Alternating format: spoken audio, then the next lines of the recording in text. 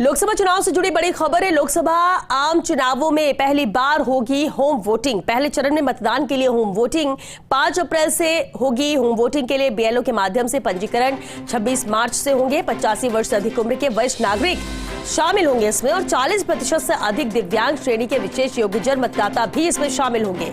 जिला निर्वाचन अधिकारी ने बताया कि व्यवस्था विकल्प के रूप में है। विकल्प का चयन करने वाले मतदाताओं की सूची 1 अप्रैल तक राजनीतिक दल और उम्मीदवारों को 1 अप्रैल तक उपलब्ध करवाई जाएगी। 4 अप्रैल तक पूरा होगा मतदान दल का प्रशिक्षण। होम वोटिंग की प्रक्रिया 5 अप्रैल से 14 अप्रैल तक चलेगी। होम वोटिंग का दूसरा दौर 15 से 16 अप्रैल के बीच होगा।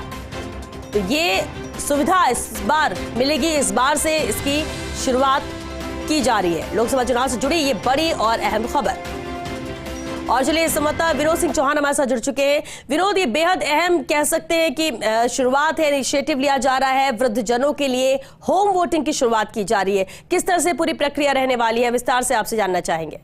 जी बिल्कुल, देखिए विधानसभा चुनाव में इसका आगाज किया गया था। विधानसभा चुनाव में होम वोटिंग की सुविधा शुरू हुई थी, वो भी पहली बार थी। अब लोकसभा में होम वोटिंग की सुविधा शुरू की गई है। इसमें बदलाव सिर्फ इतना सा है कि पहले 80 वर्ष से अधिक के जो वरिष्ठ नागरिक थे और 40% से अधिक जो दिव्यांग श्रेणी के विशेष योग्यजन थे, उन दोनों को सुविधा दी जा रही थी। लेकिन 80% के अधिकतर जो वरिष्ठ नागरिक हैं उनका ये कहना था कि हमें विकल्प के रूप में नहीं चाहिए, हम तो मौके पर जाकर वोट डालेंगे, पोलिंग बूथ में जाके वोट डालेंगे। तो ऐसे में अब 80 से बढ़ाकर 85 वर्ष कर दी गई है। और इसमें भी बड़ी बात यह है, देखिए जब होम वोटिंग की सुविधा शुरू की गई थी तो विधानसभा चुनाव में 99% लोगों ने होम वोटिंग करी थी। वो बड़ा आंकड़ा था। लेकिन अब लोगों की यह है कि 80 वर्ष के जो बुजुर्ग हैं वो चाहते हैं कि हम होम वोटिंग नहीं करेंगे और वहीं जाकर के हम बटन दबाएंगे, ईवीएम का बैलेट पेपर हम भरकर नहीं देंगे। तो इस प्रक्रिया को अपनाते हुए 85 वर्ष किया गया। और देखिए पहली बार होम वोटिंग की सुविधा करना, तमाम कर्मचारियों को लगाना, पोलिंग पार्टियों को लगाना, उसकी प्रक्रिया पूरी तय कर ली गई है।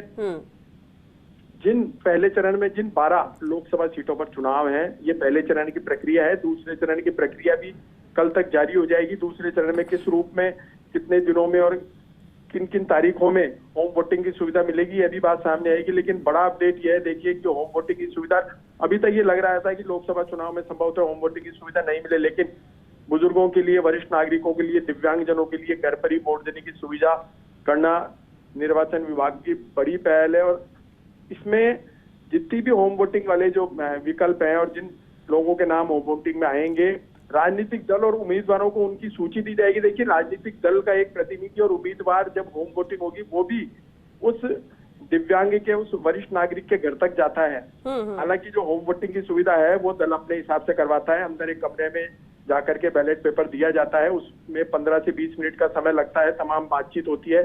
लेकिन होम वोटिंग के दौरान जो बाहरी अहाता होता है उसमें राजनीतिक दल का एक प्रतिनिधि या उम्मीदवार खड़ा रह सकता है। तो ऐसे में पता रहता है कि इस इलाके में इतने होम वोटर हैं जिनसे प्रत्याशी या राजनीतिक दल के लोग भी संपर्क कर सकते हैं। तो पूरी प्रक्रिया एकदम स्पष्ट है। और 4 अप्रैल को पूरा मतदान दल का प्रशिक्षण पूरा होने के बाद 5 से 14 अप्रैल के बीच जाएंगे। और 15 और 16 अप्रैल की तारीख इसलिए रखी गई है कि होम वोटिंग के दौरान कुछ लोग अनुपस्थित मिलते हैं, कुछ बुजुर्ग मौके पे नहीं मिल पाते हैं। इनके लिए दूसरा चरण किया गया है। विधानसभा चुनाव में भी सेम ऐसी प्रक्रिया अपनाई थी। 2 दिन उन लोगों के लिए छोड़े गए थे जो घर पर नहीं मिले थे, उन्हें एक मौका और दिया गया था। जो पोलिंग पार्टी है उनके घर पे दोबारा गई थी। तो यहाँ भी ये प्रक्रिया अपनाई जा रही है और माना जा रहा है कि आदर्श आचार संहिता के बीच हजारों जो वरिष्ठ नागरिक हैं और दिव्यांगजन हैं वो घर पर ही वोट डालने का लाभ ले सकेंगे, विकल्प ले सकेंगे। चलिए, बहुत शुक्रिया विनोद आपका इस पूरी जानकारी के लिए।